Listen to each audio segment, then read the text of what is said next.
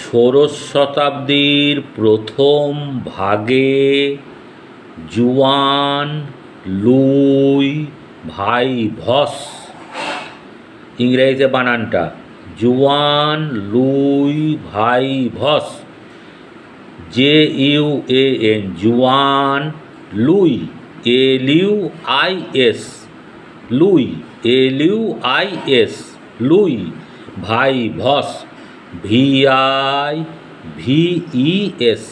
Vibes, VIVES। তাহলে আবার বলছি, দেখো, জুয়ান লুই ভাইভস, JUAN, জুয়ান Luis, LUIS, Luis vibes, VIVES।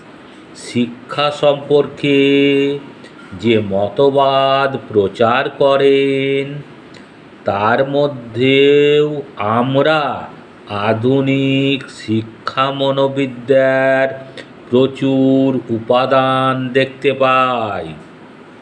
তাহলে কি হলো? ষোড়শ শতাব্দীর প্রথম ভাগে জুয়ান লুই ভাইভস, JUAN, জুয়ান Luis, LUIS, Luis vibes, VIVES। শিক্ষা সম্পর্কে যে মতবাদ প্রচার করেন তার মধ্যেও আমরা আধুনিক শিক্ষা মনোবিদ্যার প্রচুর উপাদান দেখতে পাই। অনেক ঐতিহাসিক ভাইভসকে তাই শিক্ষা মনোবিদ্যার জনক হিসাবে বিবেচনা করেছেন। অনেক ঐতিহাসিক ভাইভসকে তাই শিক্ষা মনোবিদ্যার জনক হিসাবে বিবেচনা করেছেন।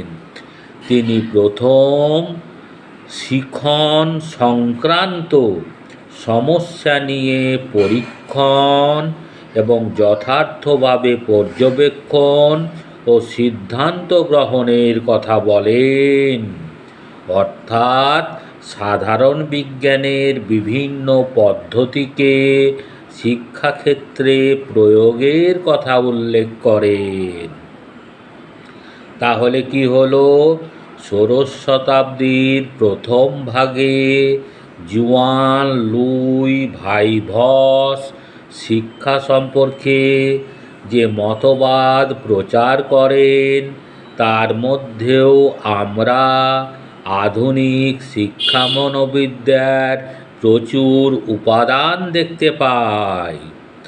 অনেক ঐতিহাসিক ভাইভসকে তাই শিক্ষা মনোবিদ্যার জনক হিসাবে বিবেচনা করেছেন। তিনি প্রথম শিখন সংক্রান্ত সমস্যা নিয়ে পরীক্ষণ এবং যথার্থভাবে পর্যবেক্ষণ ও সিদ্ধান্ত গ্রহণের কথা বলেন, অর্থাৎ সাধারণ বিজ্ঞানের বিভিন্ন পদ্ধতিকে শিক্ষাক্ষেত্রে প্রয়োগের কথা উল্লেখ করেন।